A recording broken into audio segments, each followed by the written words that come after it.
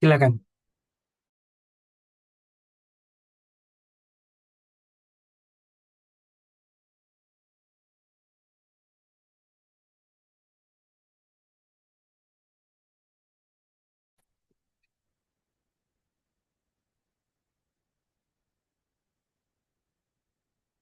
Bismillahirrahmanirrahim. Assalamualaikum warahmatullahi wabarakatuh. Tabe salamat linguna latai. Salam sahujud karendem malempang. Adil kata lino bacuramin kasaruga.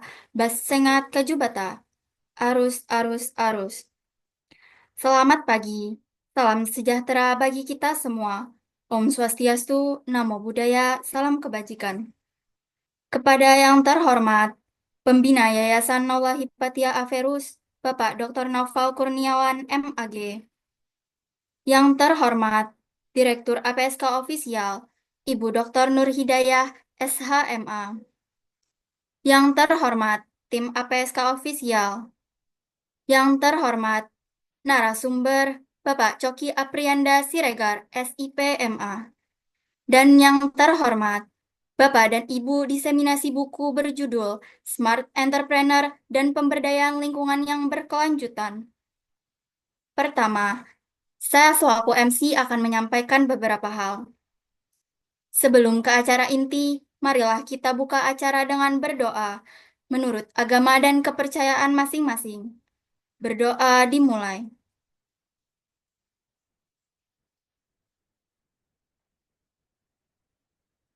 Amin. Berdoa selesai.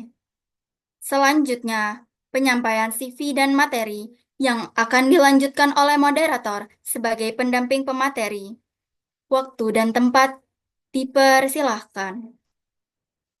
Baiklah, terima kasih kepada MC. Di sini saya akan menyampaikan CV narasumber kita pada pagi hari ini. Langsung saja, CV dari Bapak Apriyada Sregar, SIP MA. Beliau dilahirkan di Denpasar, Bali pada tanggal 24 April 1968, yang bersangkutan menempuh pendidikan dasar dan menengahnya di Jakarta dari tahun 1974 hingga tahun 1986. Setelah lulus sebagai sarjana Ilmu Politik dan Fakultas Ilmu Sosial dan Ilmu Politik Universitas Penjajaran, Bandung, ia diterima menjadi pegawai negeri sipil Kementerian Luar Negeri pada tahun 1995. Sebagai staf Kementerian Luar Negeri, yang bersangkutan berkesempatan melanjutkan pasca sarjananya di Monash University, Melbourne, Australia pada tahun 1999 sampai tahun 2001 dengan dukungan pembiayaan dari pemerintah Australia dan meraih gelar Master of Arts MA di bidang hubungan luar negeri dan perdagangan. Selama kurun waktu 29 tahun dan 11 bulan lebih mengabdi di Kementerian Luar Negeri. Yang bersangkutan pernah bertugas pada Kedaulatan Besar Republik Indonesia atau bisa disebut dengan KBRI di Pretoria, Afrika Selatan. Dari tahun 2002 hingga 2005, KBRI di Bandar Seri Begawan, Brunei Darussalam. Dari tahun 2008 sampai 2011. KBRI di Singapura dari tahun 2015 hingga Januari 2019. Dan Konsulat Jenderal Republik Indonesia KJRI di Naumea, Kaledonia Baru, yang merupakan teritorial Prancis di Samudra Pasifik bagian selatan dari Februari 2001 hingga akhir masa tugas di KJRI, menjadi Ketua Panitia Pemilihan Luar Negeri PPLN Pretoria 2003 sampai 2004, Wakil Ketua PPLN Bandar Seri Begawan 2010 sampai 2011, dan anggota Vanslu Singapura 2018 sampai 2019. Di dalam negeri, yang bersangkutan pernah bertugas di Direktorat Jenderal Politik dari tahun 1996 hingga 1999. Dan pada akhir tahun 2001, sekembali dari Australia, Direktorat Jenderal Kerjasama ASEAN dari tahun 2006 sampai 2008. Direktorat Jenderal Asia Pasifik dan Afrika, Kementerian Luar Negeri dari tahun 2012 hingga 2015 dan dari tahun 2019 sampai dengan akhir Januari 2021. Saat ini Bapak Soki Apriada Siregar bertugas di Pusat Strategi Kebijakan Isu Khusus dan Analisis Data, Pusat SK IKAT, Badan Strategi Kebijakan Luar Negeri BSKLN, Kementerian Luar Negeri Republik Indonesia sejak 1 November 2023. Yang bersangkutan telah mengikuti seluruh tingkatan pendidikan dan pelatihan diklat diplomatik di Kementerian Luar Negeri, mulai dari diklat diplomat tingkat dasar Sekolah Dinas Luar Negeri di Sekilu angkatan pada tahun 1995 sampai 1996, diklat diplomat tingkat menengah Sekolah Staf Dinas Luar Negeri Sisdilu angkatan tahun 2005 dan diklat diplomat senior Sisparlu angkatan tahun 2012. Selain itu, yang bersangkutan juga telah menempuh kursus diplomat internasional tingkat menengah, tingkat senior yang diadakan oleh Dutch Institute of International Relations di The Hague, negeri Belanda berturut-turut pada tahun 2005 dan secara daring pada tahun 2021. Bapak Soki Apriada Siregar juga merupakan lulusan kursus penetapan nilai-nilai kebangsaan Teplai Kebangsaan Angkatan Lembaga Ketahanan Nasional Republik Indonesia, Lemhanas Republik Indonesia, pada tahun 2020. Sekolah Demokrasi Angkatan tahun 2020, Lembaga Penelitian, Pendidikan dan Penerangan Ekonomi Sosial LP3ES, Sekolah Pemikiran Pendirian Bangsa SPPB, Angkatan tahun 2019 yang diadakan oleh D. Megawati Institute dan Indonesian School of Political Economy ISPE, angkatan ke-27 pada tahun 2019, yang diselenggarakan oleh Institute for Development of Economics and Finance INDEF. Di luar aktivitas pelaksanaan tugas dan tanggung jawabnya sebagai pegawai Kementerian Luar Negeri, yang bersangkutan juga mengajar pada program studi ilmu hubungan internasional Fakultas Ilmu Sosial dan Ilmu Politik UPN Veteran Jakarta sejak tahun 2020 hingga kini. Yang bersangkutan aktif pula sebagai kader Nahdlatul Ulama NU dan pernah menjadi wakil ketua pengurus wilayah lembaga penanggulangan bencana dan perubahan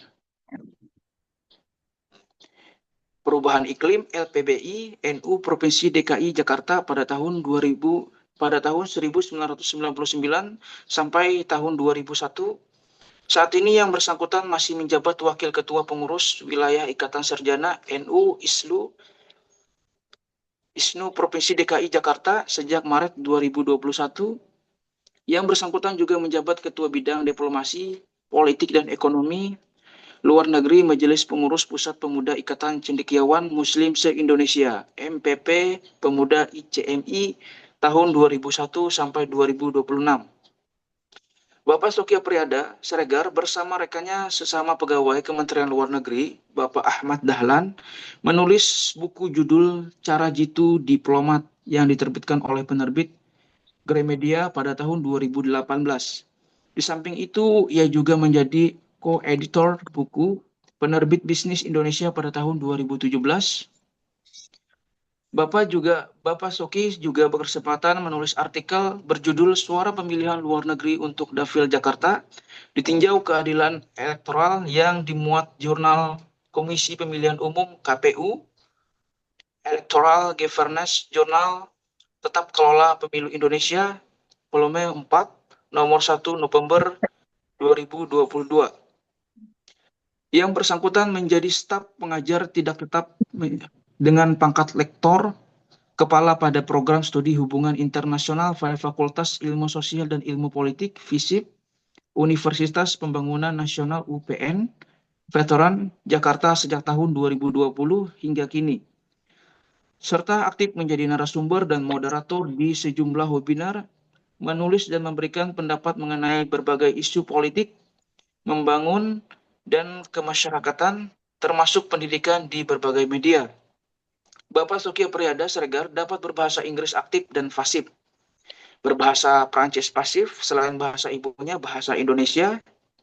Yang bersangkutan saat ini berpangkat pegawai negeri sipil, pembina utama muda, telah berkeluarga dan memiliki dua anak, seorang laki-laki dan seorang anak perempuan. Baiklah, selanjutnya penyampaian materi dari narasumber kita. Sebelumnya, materi yang akan dibahas adalah berusaha di permukiman padat Jakarta dengan prinsip grand economy. Saya persilahkan kepada narasumber kita. Ya, terima kasih Bapak Moderator. Assalamualaikum warahmatullahi wabarakatuh. Salam sejahtera untuk kita semua. Shalom, Om Swastiastu, Namo Buddhaya, salam kebajikan. Mohon maaf tadi saya mungkin masuknya agak terlambat. Beras kayaknya Bagaimana? Oke, bisa saya lanjut ya. Terima kasih Bapak-Bapak, Ibu-Ibu sekalian. Terima kasih juga Pak Naufal atas nama APSK dan penyelenggara yang telah memberikan kesempatan kepada kami. Mungkin di antara bapak-bapak, ibu-ibu, dan adik-adik ada yang bertanya-tanya, dengan pengalaman saya yang begitu banyak di bidang hubungan internasional, kenapa kok saya bicara mengenai lingkungan? Terus terang, ini diawali dengan kegundahan saya pada saat saya bertugas di Kedutaan Besar Indonesia di Singapura tahun 2005 sampai tahun 2015 sampai 2019, di mana ketika itu terjadi polusi asap akibat karhutla, kebakar hutan dan lahan yang begitu masif, baik di daratan Riau dan di Kalimantan, di mana kami selaku pegawai atau pejabat yang mewakili Kedutaan Besar Indonesia sering menerima telepon protes dan komplain mengenai asap yang sudah tidak nyaman lagi sudah sampai ke Singapura dan mereka hirup. Mereka protes ke apa yang sudah ditangani oleh pemerintah Indonesia. Sejak itu, dan kebetulan juga kami pernah menangani juga mengenai kerjasama lingkungan ASEAN pada saat kami bertugas di Direktorat Jenderal Kerjasama ASEAN dari tahun 2005 sampai 2007 ya. Dan kami juga mendalami, itu yang membuat kami fokus dalam masalah isu-isu berkelanjutan atau sustainable ini. Ya, itu yang mengawali, sebenarnya mengawali itu sudah jauh-jauh waktu sebelumnya semasa kami bertugas di Afrika Selatan tahun 2002, di mana ada namanya konferensi tingkat tinggi World Summit Sustainable Development di Johannesburg, di Sandton waktu itu, di mana kami juga turut terlibatnya. Jadi ini perjalanan panjang. Adapun kami tertarik untuk mengangkat isu ini dikarenakan kita ini fokus pada masalah lingkungan, masalah isu-isu berkelanjutan, dan juga green economy, selalu membicarakan di bagaimana di pedalaman, bagaimana di daerah-daerah. Namun pernahkah terpikir oleh kita untuk bagaimana caranya kita menciptakan green economy atau pembangunan berkelanjutan di pemukiman atau di perkotaan, di urban area ya, seperti Jakarta misalnya, di mana di situ pemukiman padat mendominasi kota-kota seperti di Jakarta dan Jakarta, Surabaya, Medan, Bandung, Semarang, dan yang lain-lain dan lain sebagainya. Nah, itu sebabnya kami juga kebetulan intens juga melakukan kajian mengenai bagaimana sih caranya urban farming ini bercocok tanam di lahan yang terbatas di pemukiman padat. Itu yang melatar belakangi. Baik, Bapak Ibu sekalian, kita mulai saja. Kami sudah berkoordinasi dengan panitia, sudah menyiapkan materi. Mungkin nanti kita akan lebih banyak berdiskusi saja, Bapak Ibu dan adik-adik. Kita mulai saja. Mohon bantuan panitia. Mungkin Pak.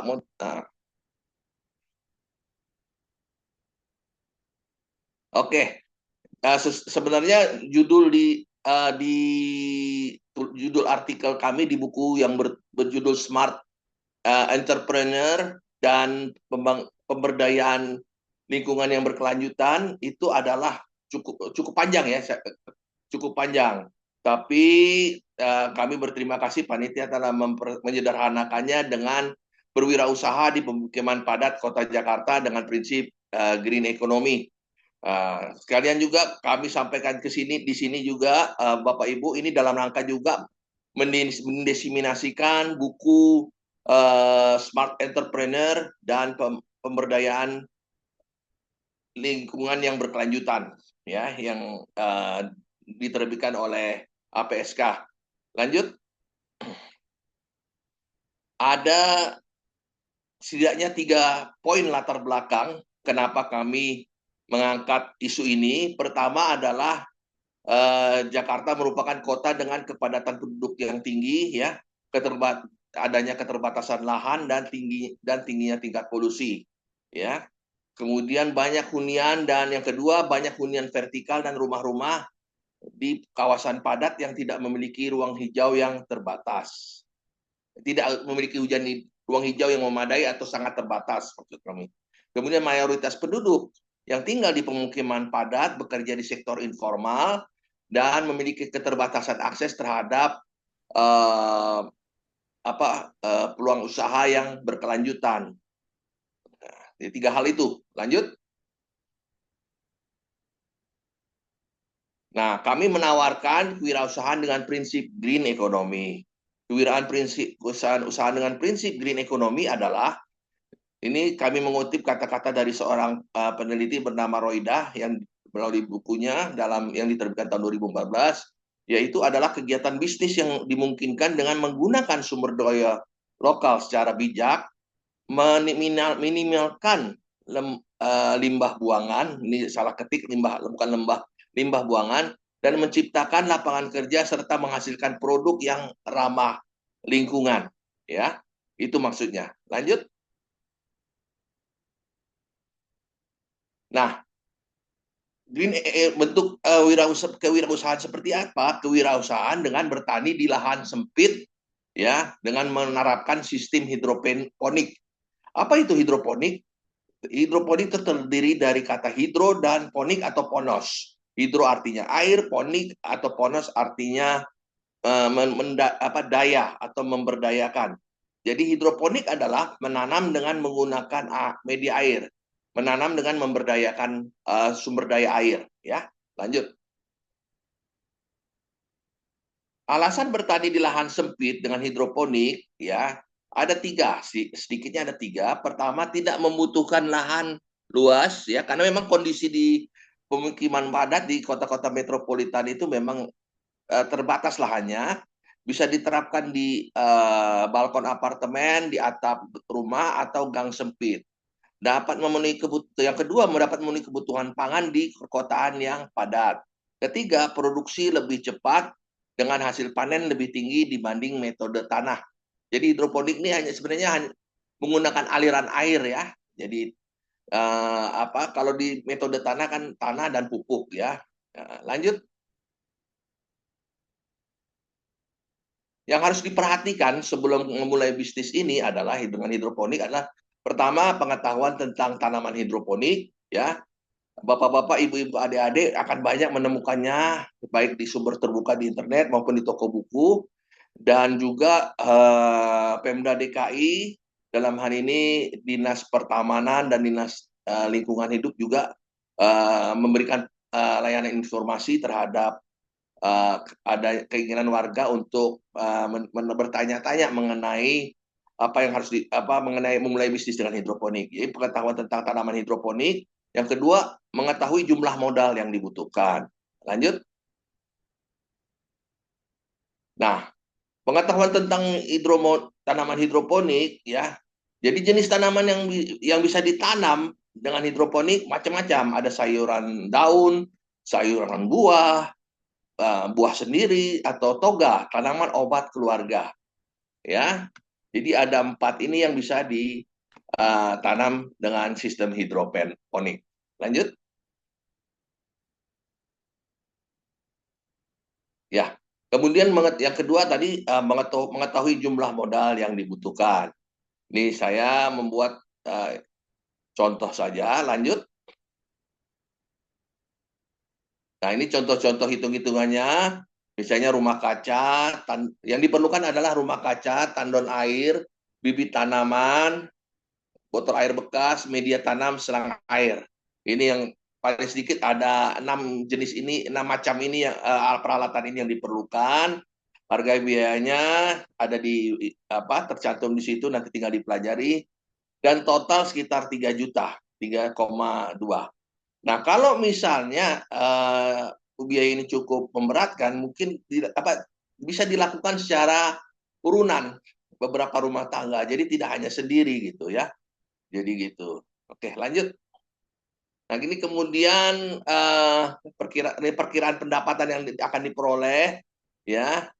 Beberapa hal yang perlu diperhatikan adalah keuntungan dihitung ketika tanaman dipanen. Biasanya butuh waktu 30 hingga 40 hari. Harga setiap tanaman berbeda-beda ya. Dalam satu kali panen jumlah kilogramnya pun berbeda ya. Apabila dalam satu kali panen semua tanaman mencapai 300 kilogram misalnya, maka keuntungan yang bisa diperoleh sebagaimana perhitungan dalam tabel atau matriks ini ya. Misalnya seseorang atau satu kelompok warga, biasanya kelompok warga Bapak Ibu dan adik-adik menanam pakcoy ya, sawi, kale dan selada ya. Dan mereka memproduksi 300 kilo ya, dengan tadi yang di awal itu tabel modal yang diperlukan, dihasilkanlah 58, sekitar 58 sampai 59 juta. Artinya keuntungan yang diperoleh apabila kita mengingat kembali modal yang diperlukan sekitar 3,8 itu cukup besar, 50 juta. Artinya kalau dikerjakan oleh 4 atau 5 rumah tangga, dibagi saja tuh berapa, dibagi rata aja keuntungannya berapa. Tapi ini juga kita harus memperhitungkan seberapa besar kontribusi tiap rumah tangga. Mungkin ada rumah tangga yang memberikan kontribusi cukup besar, ada rumah tangga yang memberikan kontribusi tidak terlalu besar. Jadi kesepakatan aja dulu di awalnya, ya. Misalnya, dan ini saya memberikan contoh, misalnya dalam satu gang atau jalan kecil di pemukiman padat Jakarta, ada 10 atau 5 atau 10 keluarga, ini bisa ramai-ramai ini mengerjakannya. Misalnya di balkon satu rumah gitu, di atas gang gitu. Itu bisa dilakukan juga. Karena pada dasarnya walaupun terbatas lahan, ini bisa juga dilakukan secara tergantung. Jadi pot-pot kecil itu tergantung. Lanjut. Nah, ini langsung masuk kesimpulan bahwa berwirausaha di bidang hidroponik sayuran ini sangat baik jika dilakukan bersama warga lingkungan sekitar. Akan lebih baik, yang kedua akan lebih baik apabila terdapat organisasi non pemerintah lokal atau nasional atau ormas masyarakat madani yang relevan yang berkenan jadi mitra dan memberikan subsidi ya awal dan konsultasi teknis. Kemudian kemitraan dan dukungan dengan lembaga pemerintah setempat, kemudian ormas masyarakat madani, diharapkan kewirausahaan di kalangan warga pemukiman padat di kota-kota metropolitan dengan prinsip green economy dapat dikembangkan di kota-kota lainnya di Indonesia. Jadi itu pengantar saya, Bapak Ibu, adik-adik sekalian. Untuk teknik-teknik hidroponik tidak saya sampaikan di sini karena terlalu teknis dan banyak sekali, mulai dari sistem WIG, sistem paralon, talang bertingkat, kemudian dengan menggunakan NFT, DFT, kemudian Dutch bucket dan yang lain-lain. Ada vertikultur, aeroponik dan yang lain-lain. Jadi itu yang saya dapat sampaikan. Saya kembalikan kepada Bapak Moderator, kita diskusi saja, tanya jawab. Wassalamualaikum warahmatullahi wabarakatuh. Waalaikumsalam warahmatullahi wabarakatuh. Baiklah, terima kasih kepada Bapak narasumber kita sudah menyampaikan materi yang sudah dibahas. Baiklah, selanjutnya kita memasuki sesi tanya jawab. Kepada 3 penanya terlebih dahulu, saya persilahkan. Baiklah, mohon izin kepada Bapak, Ibu, rekan-rekan. Jika ada yang ingin ditanyakan tentang materi yang dibahas oleh narasumber, saya persilahkan.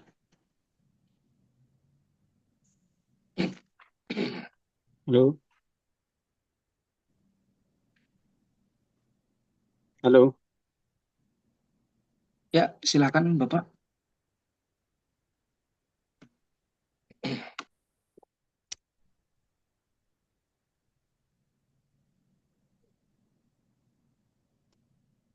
halo, Assalamualaikum. Waalaikumsalam warahmatullahi wabarakatuh. Baik Bapak, silakan. Kami dari Hanau, Seruyan. Halo, Assalamualaikum. Waalaikumsalam. Baik Bapak, boleh perkenalan dulu. Kami dari Hanau, Seruyan. Mau langsung aja eh, tentang IKM ini terkait dengan industri kecil dan menengah, di mana topik kali ini kan tentang hidroponik dan lingkungan green farm ya. Istilahnya pertanian dengan teknologi hijau dan istilahnya begitu. Yang jadi permasalahan di Kalimantan ini kan pertama bukan lahannya yang sempit, tapi lahannya yang luas. Cuma lahan yang luas itu dengan persentase pasir yang terbesar. Bahkan hanya tanah-tanah di wilayah tertentu yang berhumus. Pertama itu, dan keduanya air yang mengandung asamnya lebih besar. Dua permasalahan itu menjadi sangat vital dan harus diselesaikan. Bagaimana caranya dari IKM Berkah ini bisa menetralkan atau mengubah pasir itu menjadi lahan tanam yang siap pakai serta menetralkan air yang mempunyai kadar asamnya begitu tinggi.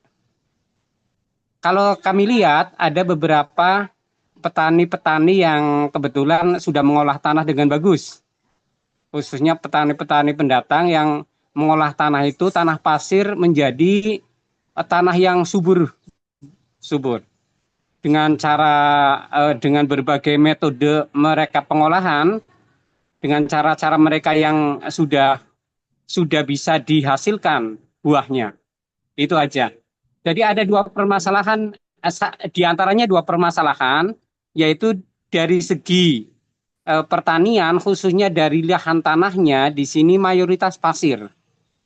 Nah, mungkin pasir murni, dan keduanya air yang mempunyai kadar asamnya tinggi. Itu aja. Terima kasih. Assalamualaikum, selamat pagi, salam sejahtera untuk kita semuanya.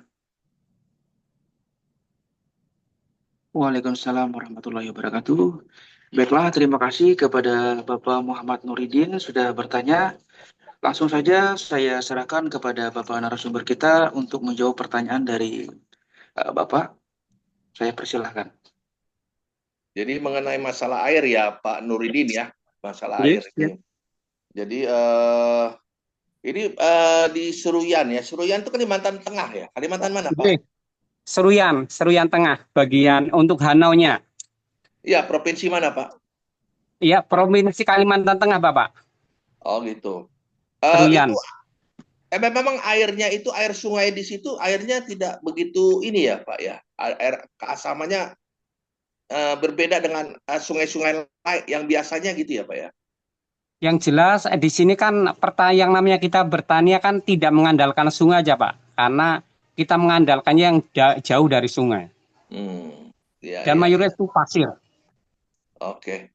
Karena apa namanya? Memang ini kan kebetulan kami topiknya terkait dengan wirausaha bercocok tanam di pemukiman padat ya di lahan terbatas. Sementara kami mengerti di Kalimantan itu lahannya luas-luas ya Pak ya. Dan yang namanya hidroponik itu tergantung dari air ya. Jadi bagaimana caranya pemanfaatan air itu ya bisa digunakan untuk menanam sayuran buah ya. Dan kalau airnya keasamannya seperti itu, Pak, selama ini kalau boleh tahu tanaman apa yang tumbuh subur dengan air dengan seperti itu, Pak? Di sini bisa tumbuh subur, cuma harus memang betul-betul dikelola, Pak. Dikelola dengan berbagai teknik dan metode misalnya Oke. dengan campuran misalnya telur seperti telur atau Iya, iya. mungkin dengan sisa-sisa maaf aja lah ini ada yang Iya. pernah mencoba dari segi bangkai-bangkai yang diendapkan, difermentasi, sisa-sisa makanan yang Pupuk difermentasi itu ya. memang bisa Pak itu. Oke. Dan belum pernah nyoba dengan air ini ya Pak, hidroponik dengan penggunaan sistem hidroponik ini belum pernah nyoba ya Pak ya. Kalau hidroponik kan dikhususkan untuk tempat yang sempit. Di sini Iya, kan tempat iya. yang luas. Artinya Tempat memang apa namanya? Karena kalau air dengan karakteristik keasaman seperti itu Pak, eh, sebenarnya yang dilakukan oleh Seruyan itu dengan eksperimen dengan telur dengan apa maaf ya tadi bangkai segala macam itu sudah dilakukan. Artinya apa yang sudah dijalankan oleh kelompok tani Pak Nuridin itu sebenarnya sudah pas ya, sudah tepat. Tapi kalau memang saya kurang tahu setelah mendengarkan paparan saya ini Pak Nuridin dan teman-teman di kelompok tani Seruyan tertarik atau tidak menerapkan hidroponik karena ini sebenarnya hidroponik ya lebih pas di pemukiman padat. Artinya tapi kalau ingin mencoba Pak ya itu bisa dengan macam-macam teknik Pak. Jadi ini yang saya sampaikan tadi sebentar Pak. Ini ada beberapa uh, uh, cara yang dapat menggunakan ini tapi kalau mengenai pasir yang tadi Pak Nuridin bilang ini memang satu hal yang belum pernah karena memang ini dengan asumsi tanpa adanya intrusi dari atau intervensi dari adanya ke pasir gitu ya.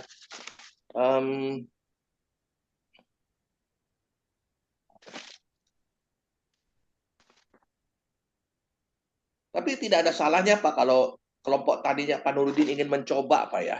Artinya dengan sistem paralon misalnya ya di atas areal lahan yang biasa digunakan oleh kelompok tani Pak Nuridin.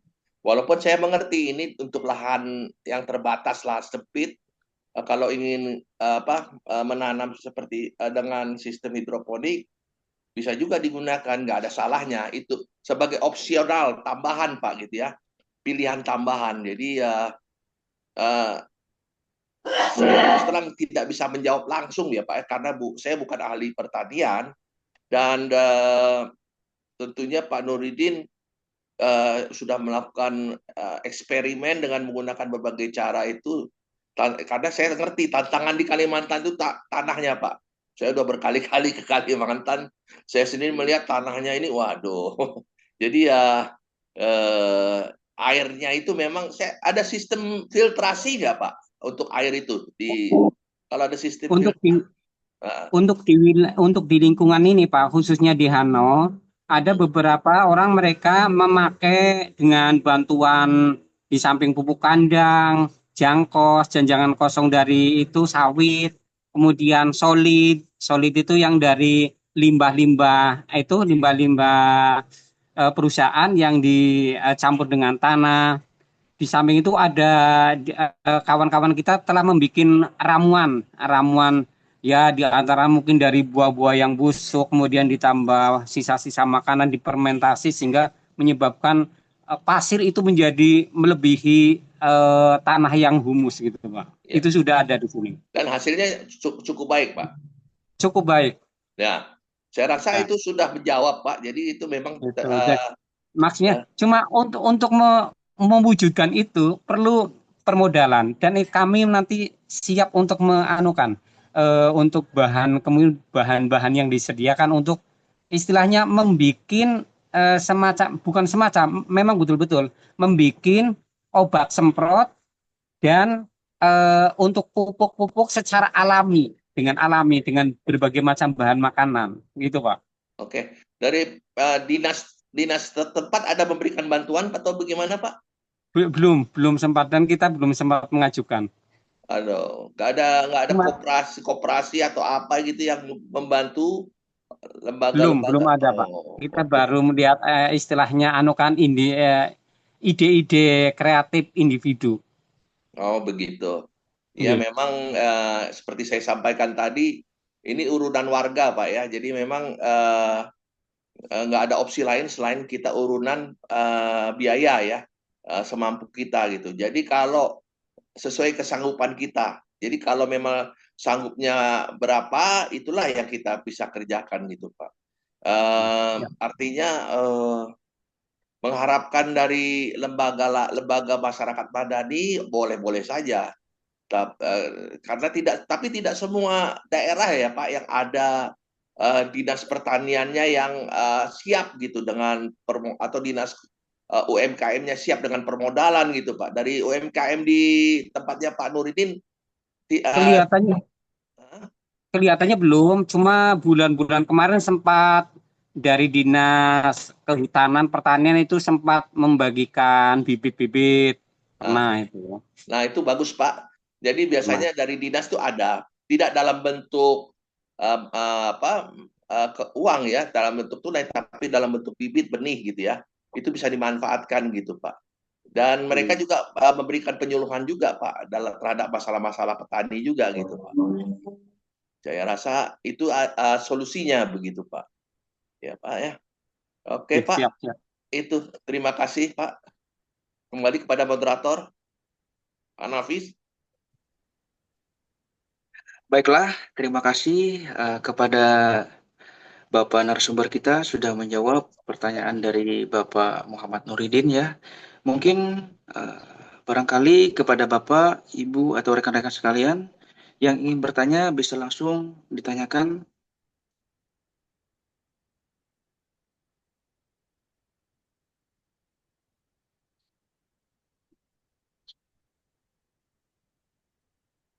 Baiklah, sekali lagi mohon izin kepada Bapak, Ibu, rekan-rekan, jika ada yang ingin ditanyakan, bisa langsung diajukan pertanyaannya.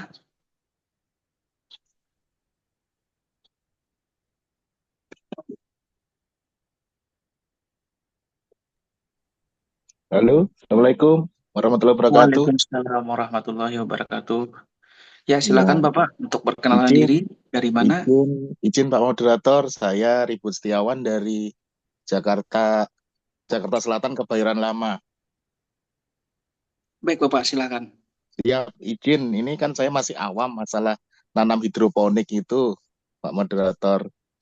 Mungkin saya mau nanyakan pada narasumber, kan kalau menanam secara hidroponik itu apa berpengaruh terhadap ketinggian?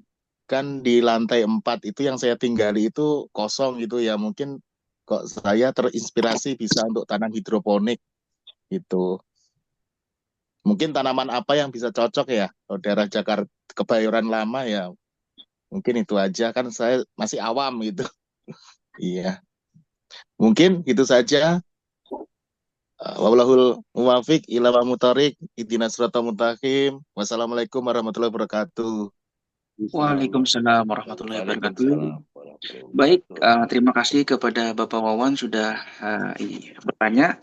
Langsung saja saya persilahkan kepada Bapak narasumber kita untuk menjawab Ya. pertanyaan dari Bapak Wawan tersebut. Terima Saya kasih Pak persilahkan. Wawan, warga Ya, Kebayoran Lama Jakarta Selatan ya Pak ya. Ya, siap Bapak. ya. Nggih. Kalau Bapak tertarik sangat baik sekali Pak. Sebenarnya berapapun tingginya ya tadi tingginya sekitar 4 meter ya. Berarti bangunan 3 lantai kali ya Pak ya Bapak ya atau 2 Siap, lantai. siap Bapak. Nggih. Nah, Empat, jadi ya ah, berdua ya. 4 lantai. Eh, Nggak tiga, jadi tiga masalah Pak. lantai Bapak. Oh ya, nggak Siap. jadi masalah Pak. Jadi Nggih. sekarang tujuannya dulu Pak, apakah Pak Wawan ingin bercocok tanam atau menanam sayuran dengan sistem hidroponik ini Ya. untuk apa namanya diperjualbelikan atau dijual atau untuk kebutuhan sendiri? Artinya kalau Izin Bapak. ditanya, Hah? Izin Bapak mungkin kalau awal untuk kebutuhan sendiri dulu Bapak. Oke. Ya jadi apa jenis tanamannya itu jenis sayuran atau sayuran buah, sayuran daunnya itu diserahkan ke Pak Wawan sendiri. Jenis apa yang Pak Wawan butuhkan, Wawan dan keluarga butuhkan. Jadi Oh, seperti siap saya Bapak. sampaikan bahkan bawang putih, bawang merah bawang putih sendiri juga bisa ditanam dengan sistem hidroponik ya Pak ya. Oh, baik Ah, Bapak. cabai ya dan yang makanya tadi disebut tanaman sayur, tanaman buah ya, buah, Siap. tanaman obat keluarga tahu kan? Tahu Kunyit Bapak. ya, kayak Nggih. gitu-gitu. Bener. Artinya itu aja disesuaikan gitu ya. Iya Bapak. Kalau Bapak ingin lebih tahu teknisnya, sebenarnya Siap. Bapak diuntungkan karena kebetulan di Jakarta itu mengenai apa namanya hidroponik ini sedang gencar dipromosikan, Pak. Oh, siap Bapak. Jadi kalau Bapak pergi ke Sudin ya, suku Kemana Pak? suku Ke dinas pertanian tanaman di Jakarta Selatan ada ya, Selatan. yang di kantor wali kota itu ada kantornya. Oh, Itu siap, siap. akan dapat informasi menyeluruh Oh, ya. gitu. Iya Bapak. Kalau enggak nanti kalau Pak Wawan kebetulan saya nggak tahu Pak moderator apakah Pak Wawan ini masuk di WA group. Saya ada di situ juga nomor saya bisa Oh, siap. Masuk Bapak. Siap. lebih lanjut lagi cari informasi, bantu Siap. teman saya yang kebetulan memang menjadi penyuluh gitu ya di Siap bidang Bapak. ini Terima kasih gitu. banyak. Karena Iya. dan dia ini memberikan pelayanan free of charge, tidak bayar jasa, tidak Oh, diminta mantap. bayaran jasa, ya. Siap. Jadi Nggih. memang ini salah satu program Pemprov DKI Pak, DKJ Siap. Pak untuk pembangunan berkelanjutan. Jadi Iya ini Bapak. udah baik yang pembangunan baik di masa gubernur sebelumnya dan Siap. gubernur baru juga tetap program ini berjalan Pak, green economy, pembangunan berkelanjutan. Jadi nanti Pak Wawan nanti saya akan koordinasi lewat panitia, nanti bisa kita komunikasi lebih Ya, lanjut boleh Bapak. ya. Sebelumnya saya mohon diberi pencerahan nanti. Ya. Saya rencana mau itu Bapak. Ya mungkin kayak Lombok, Pokcai itu untuk kebutuhan sehari-hari lah Pak. Ya, ngerti. Oke, Ya. Pak Wawan ya, cukup Ya, ya. terima kasih Bapak. Nggih. Sami. Nggih Bapak. Lanjut Pak moderator. Baik, terima kasih kepada Bapak narasumber kita sudah menjawab pertanyaan dari Bapak Wawan. Mungkin mohon izin Bapak narasumber, ada saran dari Bapak Teguh Setiawan untuk pertanyaan pertama. Beliau mengatakan, saran beliau, air asam bisa memengaruhi pH tanah dan memakai kafur dolomit atau CaCO3 Bapak.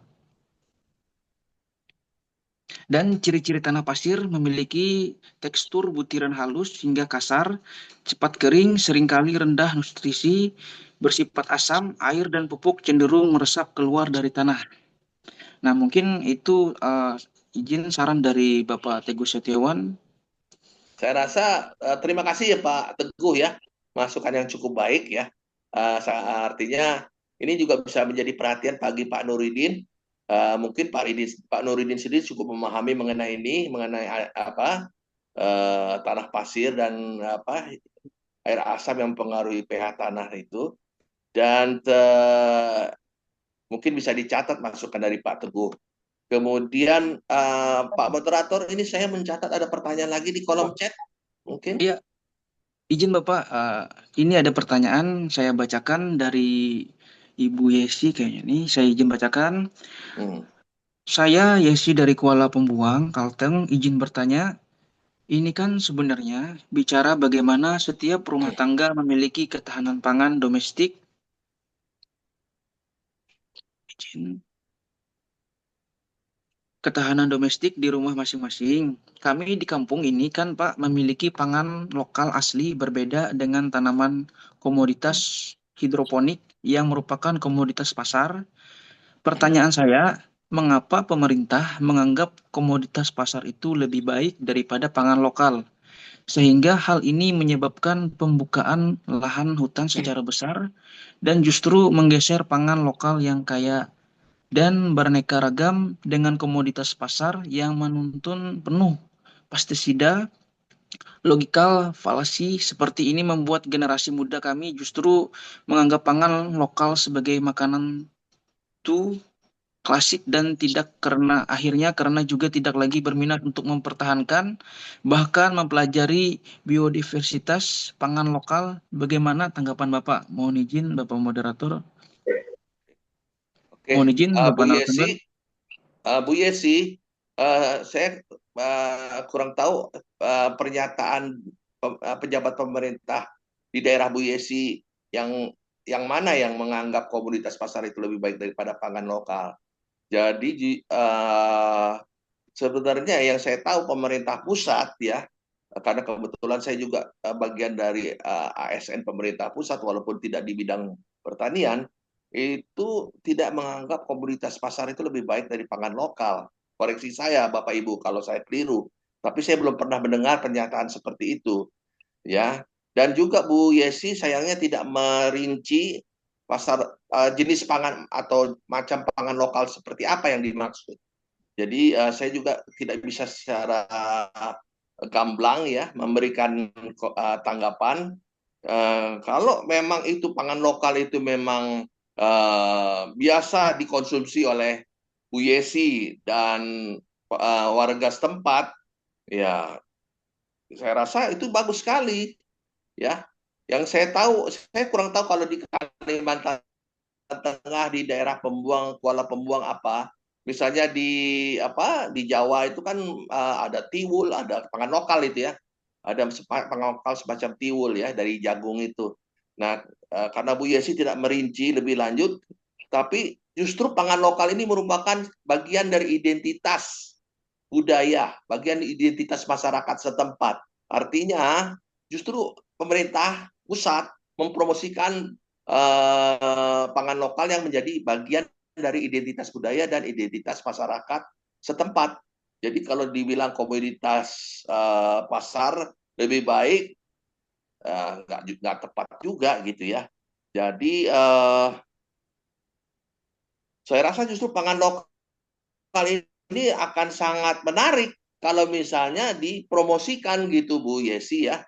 Kalau misalnya mau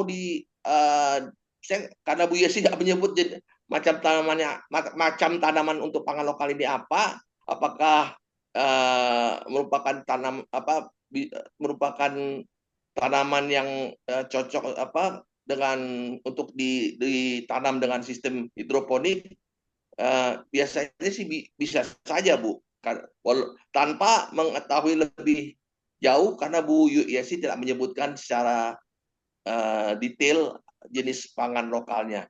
Tapi bisa saja Bu, karena ini kan semua menggunakan aliran air gitu Bu ya. Itu jawaban saya Bu. Terima kasih. Baik, terima kasih kepada Bapak narasumber sudah menjawab Oh pertanyaan ini dari Bu Yesi. moderator, ini Bu Yesi juga menambahkan di daerah saya di food estate ditanami Oh iya singkong benar Bapak. secara kisaran Pak. Pada kami bisa mengambil makanan lokal langsung. Maksudnya ini singkong juga Bu ya kali ya? Atau saya kurang tahu apa? Oh kelakai saya kurang tahu. Pakai.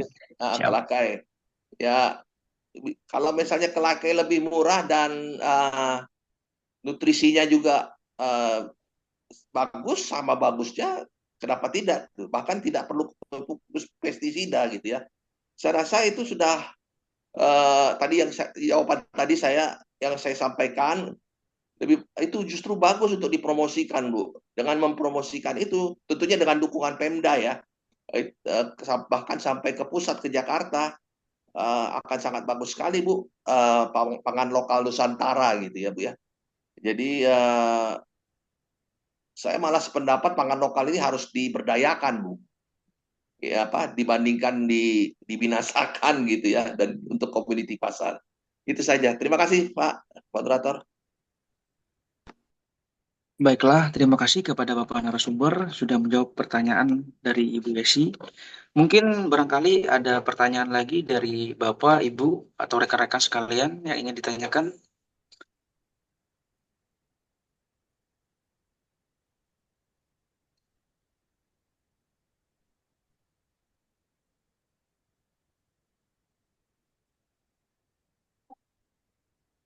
Baiklah, sekali lagi kepada Bapak, Ibu, dan rekan-rekan, jika ada yang ingin ditanyakan, boleh pertanyaannya lewat chat grup atau langsung dipertanyakan langsung kepada Bapak narasumber.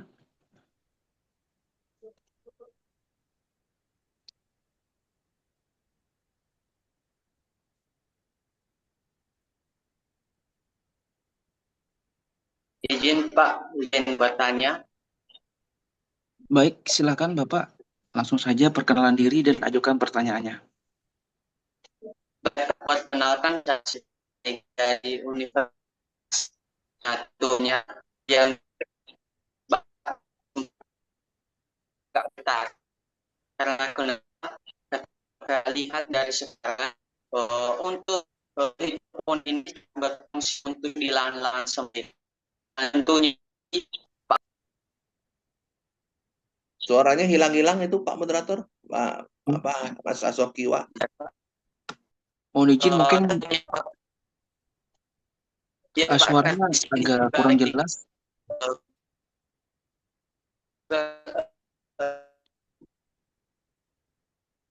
Mohon izin kepada penanya bisa diperbaikin dulu karena kurang jelas untuk penanyanya.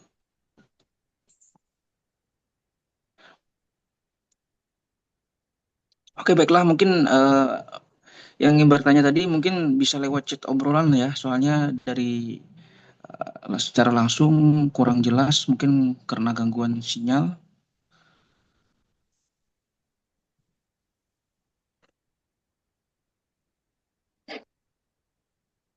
Bapak langsung saja.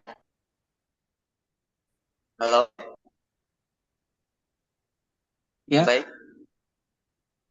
Baik, tentunya yang disampaikan oleh Bapak narasumber tadi sudah dibahas lebih lanjut tadi tentang hidroponik. Tentunya yang menjadi pertanyaan kami di sini, bagaimana juga kita, apakah ada metode lain selain melakukan metode hidroponik tersebut untuk di lahan-lahan sempit, terlebih yang disampaikan oleh Pak Wawan tadi, tentunya contoh yang saya ambil itu di Jakarta sekarang ini. Kata kita lihat di Jakarta sekarang ini, lahan-lahan untuk pertanian itu tidak ada, bahkan di gedung-gedung yang sangat tinggi. Bagaimana kita memanfaatkan lahan-lahan atau gedung yang sangat tinggi itu untuk kita buat semacam hidroponik? Apakah ada metode lain selain hidroponik? Itu saja yang menjadi pertanyaan kami. Terima kasih. Baiklah, terima kasih kepada Bapak Asokiawa Jegga ya sudah bertanya. Mungkin langsung saja saya serahkan kepada Bapak narasumber untuk menjawab pertanyaan dari penanya kita. Baik, terima kasih Pak Moderator, Pak Asokiwa. Sebenarnya nggak perlu khawatir ya Pak Asokiwa. Tadi seperti saya sampaikan, walaupun lahannya sangat sempit, itu bisa menggunakan sistem gantung. Tadi saya sudah sampaikan ada sekitar 7 atau 6 teknik ya hidroponik. Hidroponik itu tidak hanya penempat, orang tahunya kan paralon bertingkat gitu, tidak hanya itu, tapi bisa ini juga di pot-pot kecil digantung seperti kita, kalau Pak Osokiwa bisa gambar kalau ke Jakarta atau ke kota-kota besar, lihat di pemukiman padat banyak orang menjemur pakaian Pak, ada di rentakan kawat. Nah seperti itu Pak, jadi di sistem gantung gitu, bisa pakai aeroponik ya istilahnya. Cuman memang tidak sesederhana itu. Jadi ada kawat, ada lagi beberapa komponen ya yang digunakan untuk memungkinkan tanaman dalam pot yang digantung itu mendapat pasokan air yang memadai ya. Ya namanya juga hidroponik, harus tetap mendapat pasokan air secara konsisten ya. Jadi bisa digantung Pak. Jadi ada yang namanya aeroponik, ini digantung ya, NFT juga, kemudian ya sistem aeroponik ini yang paling ini digantung di udara dan secara berkala disemprot dengan larutan nutrisi ya, dalam bentuk kabut. Jadi memberikan oksigenasi maksimal ke akar dan mempercepat pertumbuhan tanaman. Jadi seperti hal-hal itu Pak. Itu kalau memang benar-benar lahannya itu sangat terbatas. Jadi kita menggunakan melihat analogi aja, kalau ada untuk kawat jemuran pakaian ya, pakaian yang dicucian itu, kita bisa menggunakan sistem aeroponik itu, Pak. Ya, jadi itu solusinya. Kemudian sebenarnya banyak teknik-tekniknya, Pak. Kemudian saya rasa itu yang paling pas, Pak, ya. Jadi banyak yang lainnya memang membutuhkan lahan. Jadi misalnya di balkon atau di atap tidak ada lagi tersisa, hanya gantungan baju atau gantungan jemuran gitu ya. Itu bisa seperti itu, Pak. Nanti tinggal kitanya saja bagaimana cara menempatkannya saja itu, Pak. Jadi itu Pak Azokiwa yang jawaban saya. Baik Pak, terima kasih sangat memberikan pencerahan Pak. Terima kasih. Iya. Baiklah, terima kasih kepada Bapak narasumber sudah menyampaikan jawabannya dari pertanyaan Bapak Asokiawa Jega. Izin Bapak, ada penyampaian dari Bapak Wawan. Kata beliau, izin Bapak narasumber terkait bagian Subdin Pertanian di KTR Wali Kota Jaksel bisa minta nomor kontak person secara baik dan benar. Terima kasih. Ya. Selanjutnya, biar bisa memulai tanaman secara hidroponik dengan baik dan benar. Terima kasih. Kami akan sampaikan Pak setelah sesi paparan ini, setelah sesi kita ini, Pak. Terima kasih. Baik, Bapak. Terima kasih. Mungkin barangkali kepada Bapak dan Ibu dan rekan-rekan sekalian, mungkin ada pertanyaan lagi. Saya beri kesempatan.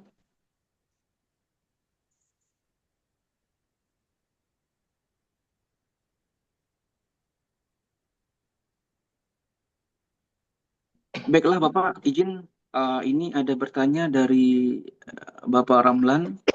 Mohon izin saya bacakan. Sebelumnya perkenalkan nama saya Ramlan dari Kabupaten Kota Waringin Barat, Kalimantan Tengah. Yang menjadi kendala kita di sektor pertanian ini biasanya di pemasaran, terlebih yang masih bergantung kepada tengkulak. Pertanyaan saya, apakah ada metode atau formula yang bisa kami terapkan supaya akses terhadap pasar langsung ini bisa didapatkan dan memutus mata rantai ketergantungan terhadap tengkulak? Mungkin langsung saja kepada Bapak narasumber, saya persilakan untuk menjawab pertanyaan dari Bapak Ramlan. Ya, saya mengerti nih mungkin kondisi Pak Ramlan ini, beliau tinggal di daerah atau kawasan yang cukup jauh dari ibu kota kabupaten, ya, di mana dinas pertanian atau dinas UMKM setempat berada di ibu kota kabupaten. Dan biasanya tengkulak itu seakan menjadi tanda kutip raja yang mengepul, ya, hasil-hasil pertanian dari saudara-saudara kita para petani di daerah. Nah, ini memang bukan hal yang mudah untuk menembus dominasi tengkulak ini. Namun kalau mau, ya sebenarnya begini Pak Ramlan, kalau mau kirim perwakilan gitu, yang kebetulan ada keperluan atau secara khusus bisa mengirim perwakilan ke ibu kota kabupaten, menemui dinas UMKM, menyampaikan permasalahan ini, ya. Saya tidak bisa menjawab secara talk chair karena yang bisa menatasi ini adalah pemerintah kabupaten setempat, dalam hal ini pemerintah Kabupaten Kota Waringin Barat. Artinya dinas UMKM nanti yang akan memberikan solusi. Tapi memang perlu pengorbanan, ada perwakilan dari kelompok tani Pak Ramlan untuk dikirim ke ibu kota kabupaten atau menelpon kalau ada nomor kontaknya. Kebetulan kami tidak punya Pak. Jadi di kontak di dinas UMKM Kota Waringin Barat ini disampaikan masalahnya Pak. Ya, jadi itu begitu. Atau kalau mau ke yang paling dekat, saya kurang tahu di situ apa, kantor kecamatan atau kantor kelurahan. Yang saya tahu sih di sana kepala desa, kantor desa. dan pejabat desa itu dipilih kan? Saya kurang tahu. Bukan ASN, agak susah juga gitu ya. Karena yang namanya aparat-aparat pejabat kelurahan, ya apa desa bukan kelurahan ya, itu non ASN dan juga punya kepentingan kadang-kadang punya bukan kadang-kadang seringkali punya kepentingan pribadi dan yang berhubungan dengan kepentingan orang-orang oknum-oknum seperti Tengkulak ini. Jadi ya bukannya saya minta Pak Ramlan untuk mencurigai, tapi kalau ada kantor kecamatan, mungkin ke kantor kecamatan, Pak. Kecamatan yang akan nanti membantu. Karena kecamatan itu eh, merupakan lembaga yang pejabat-pejabatnya ASN semua, ya. Kalau desa itu nggak semuanya, ya. Jadi mungkin bisa dihubungkan dengan dinas UMKM di ibu kota kabupaten. Itu juga kalau memang sulit untuk mengakses ke ibu kota kabupaten Kota Waringin Barat, ya. Jadi ini Pak solusinya. Kemudian yang kedua, pasar, ya. Selain Tengkulak ini apakah ada pasar di lingkungan tempat, ya, sekitar domisili tempat tinggal kelompok tani Pak Ramlan itu yang potensial, ya. Misalnya adanya apa namanya pasar tradisional. Nah, cuman sekali lagi pasar tradisional itu kadang-kadang pemasoknya juga dari Tengkulak juga. Ini yang sulitnya nih. Nah, ini yang perlu karena ini perlu Pak Ramlan juga sebenarnya mengelaborasi tadi apakah pasar tradisional di lingkungan tempat tinggal kelompok tani Pak Ramlan itu sudah dikuasai, tanda kutip dikuasai Tengkulak. Nah, repot itu Pak. Jadi mungkin ya perlu dukungan dari kantor kecamatan atau enggak dari dinas UMKM. Ya, itu jawaban saya Pak. Jadi memang tidak mudah Pak. Apalagi kalau mau, saya kurang tahu apakah ini delik pidana ya, yang namanya tengkulak ini atau delik pidata ya, perdata ya. Kalau misalnya ini ke ke polsek Pak, ke polsek setempat. Ah, karena di polsek itu biasanya ada yang namanya pidek Pak, pidana tindak pidana ekonomi yang menangani itu. Bagaimana Pak nih? Ini soalnya kelanjutan apa namanya masa depan perekonomian keluarga kami gitu ya. Jadi mohon bantuan Pak, mohon saran gitu ya. Jadi itu Pak. Jadi kecamatan itu biasanya ada bidang ekonomi pembangunan Pak, ada pejabatnya. Atau di kantor kecamatan atau ke polsek. Tapi polsek biasanya kalau di daerah-daerah itu nggak lengkap Pak personilnya. Belum tentu ada namanya perwira atau bintara yang menangani tindak perdata ekonomi gitu Pak. Jadi ya mendingan ke kantor kecamatan kalau saya sarankan. Jadi itu saya yang bisa saya berikan jawaban Pak Ramlan. Mohon maaf kalau misalnya tidak maksimal, karena saya memang mengerti situasinya di daerah-daerah itu jauh dari ibu kota kabupaten, aksesnya juga melalui sungai atau melalui hutan, dan jalan juga belum sebaik seperti di Jawa begitu ya. Ya, itu jawaban saya. Terima kasih kembali kepada moderator. Terima kasih.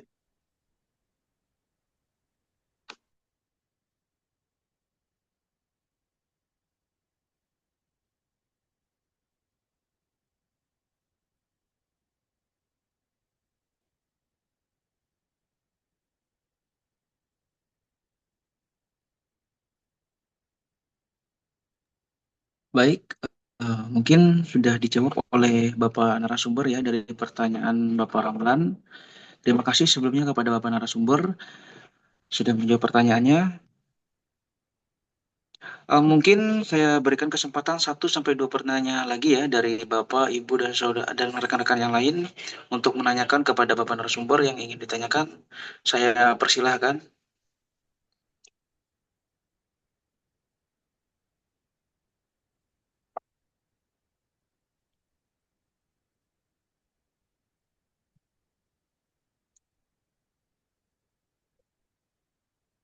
Baik, mungkin sekali lagi saya ulang kepada Bapak, Ibu, dan rekan-rekan. Saya berikan kesempatan 1 sampai 2 penanya lagi yang ingin ada yang ditanyakan kepada narasumber, bisa langsung ditanyakan.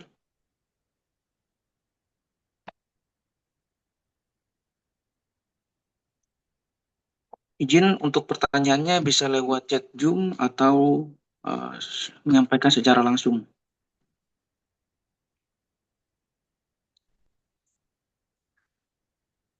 Baiklah, mungkin cukup ya Bapak untuk Bapak dan Ibu dan rekan-rekan sekalian.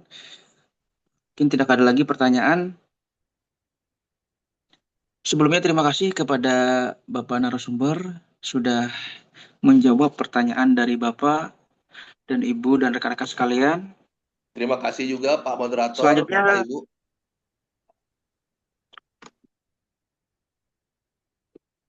baik Bapak, mungkin selanjutnya terima kasih kepada narasumber sudah menjawab pertanyaan dari Bapak dan Ibu.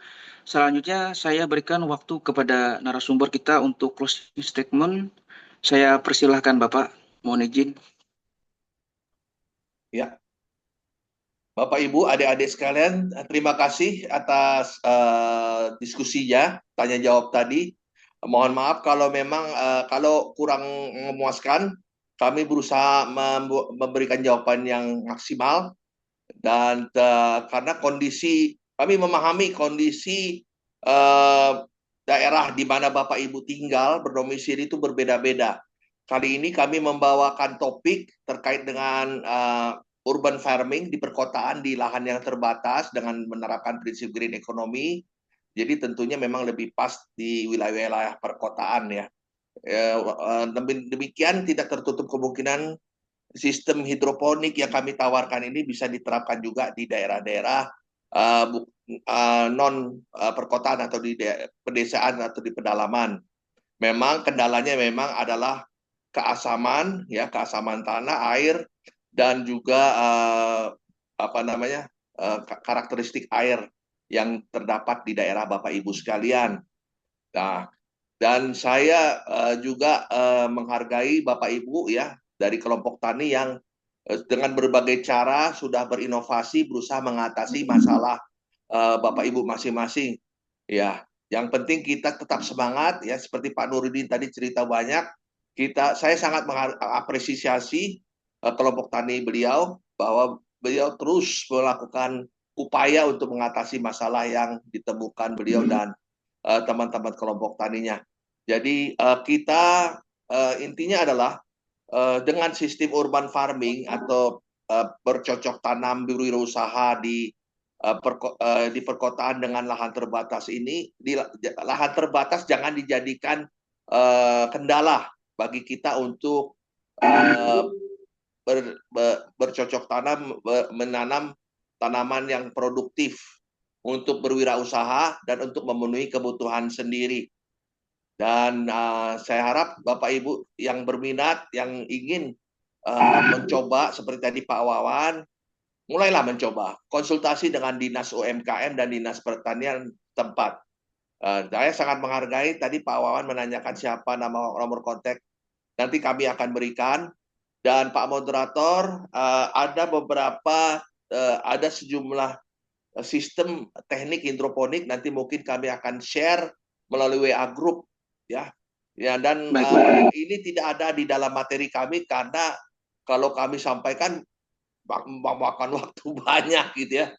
Dan juga kami tidak masukkan dalam buku karena juga itu saja mungkin Bapak Ibu bisa tanya ke Pak Noval atau Pak Nafis sebagai moderator itu berapa halaman. Jadi ya khawatirnya nanti malah menyita buku gitu ya untuk mengenai tulisan kami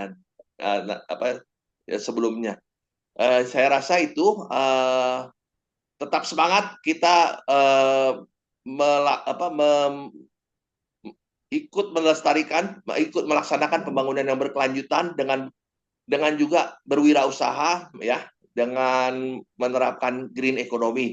Insya Allah usaha kita semua, ikhtiar kita semua diberkahi oleh Allah Subhanahu wa taala. Walahul muwaffiq ila aqwamit thoriq. Wassalamualaikum warahmatullahi wabarakatuh. Terima kasih kembali kepada Waalaikumsalam warahmatullahi wabarakatuh. Terima kasih kepada Bapak narasumber sudah menyampaikan dalam closing statement-nya. Izin Bapak, dari Bapak, Ibu, dan rekan-rekan tadi, izin mereka menanyakan tentang groove dan izin minta membagikan materi yang dibahas tadi Bapak, izin. Tentu Pak, bisa Pak. Nanti silakan aja materi yang kami paparkan tadi di share. Terima kasih. Baik Bapak, terima kasih.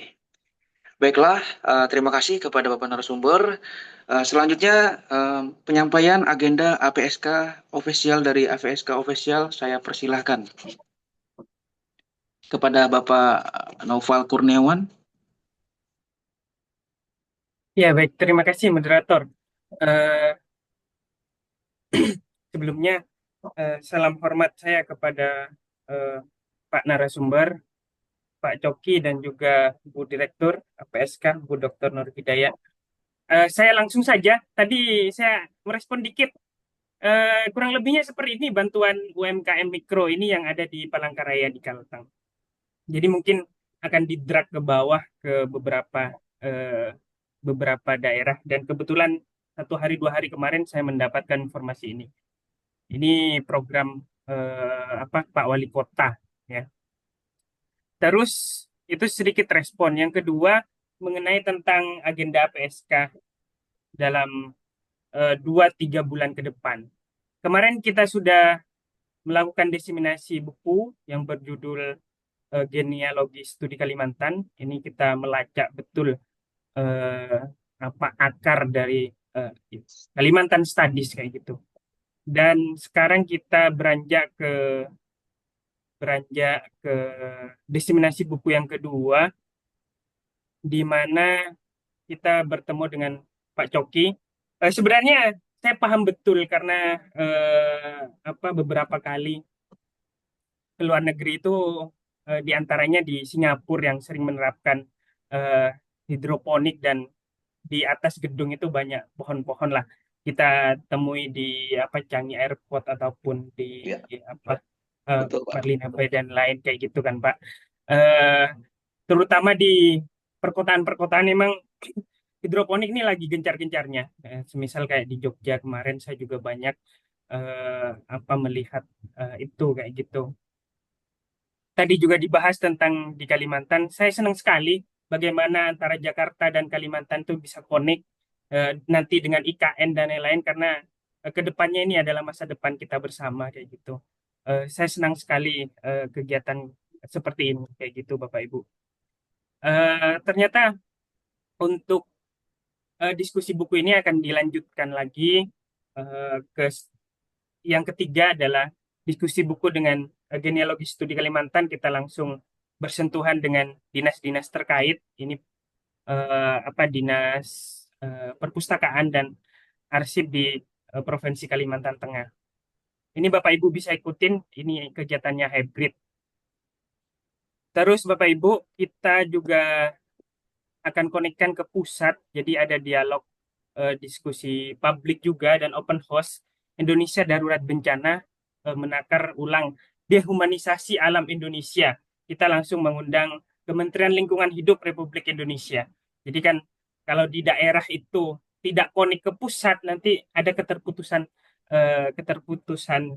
link kayak gitu untuk informasi. Jadi kita konekkan ke Kementerian Lingkungan Hidup di Jakarta kayak gitu. Bagaimana kita mengundang Pak Dr. Hendro selaku pusat pengembangan generasi. Ini bisa Bapak Ibu lihat di sosial media dan juga WA group di semua website, juga di Asosiasi Peneliti Studi Kalimantan. Dan terakhir ada short course ini, kita ada pelatihan intent batch 4. Kita menghadirkan bukan lagi pemerintah, tapi konservator alam yang sesungguhnya, yakni bertajuk peran konservator alam untuk masa depan yang berkelanjutan. Jadi kita akan ketemu dengan Dr. Insinyur Siti Maimunah yang udah mendapatkan penghargaan di ranah bahkan global kayak gitu, tentang bagaimana perawatan hutan dan juga pendidikan hutan itu sendiri. Bahkan Pak Insinyur Janu Minro itu yang pakar dari hutan yang sifatnya di Kalimantan yang tadi gambut nggih. Dan juga ada dua dua heroes, yakni Pak Misman dan Pak Brian ini yang aktif eh, konservator sungai dan juga hewan-hewan langka di Kalimantan. Beberapa hewan kan di Kalimantan sangat endemik. Ada bekantan, ada orang utan, ada tingang, dan ada buaya-buaya yang sifatnya endemik sekali kayak gitu. Mungkin itu informasi yang amanah yang perlu saya sampaikan dari Bu Direktur mewakili Asosiasi Peneliti Studi Kalimantan. Terima kasih sekali atas waktunya Bapak Coki dan juga semua tim dan juga Bu Direktur. Itu saja. Wassalamualaikum warahmatullahi wabarakatuh. Saya kembalikan ke moderator atau MC. Waalaikumsalam warahmatullahi wabarakatuh. Baiklah, terima kasih kepada Bapak Naufal Kurniawan sudah menyampaikan untuk agenda APSK selanjutnya. Baiklah, mungkin selanjutnya pengambilan dokumentasi. Mohon izin kepada Bapak atau Ibu untuk meng-on-kan atau mengaktifkan kameranya untuk pengambilan foto dokumentasi untuk data press release. Mohon izin bisa dapat mengaktifkan kameranya.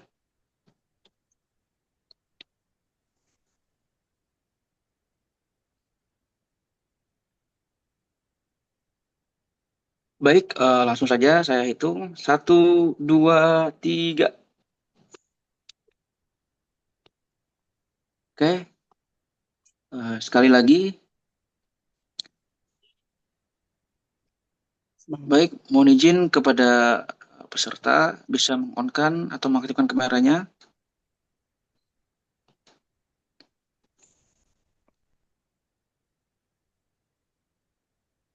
Baik, saya hitung. 1, 2, 3. Baik, terima kasih. Mungkin sekali lagi, mungkin gaya bebas boleh. Mohon izin. Baik, saya hitung. 1, 2, 3. Oke, terima kasih. Baiklah, sekian dari saya. Apabila ada salah kata ataupun perbuatan, mohon maaf sebesar-besarnya. Terima kasih. Saya kembalikan ke MC. Baik, terima kasih kepada moderator. Memasuki acara terakhir yaitu penutup. Sebelum menutup acara pada hari ini, marilah kita berdoa sesuai kepercayaan dan agama masing-masing. Berdoa dimulai.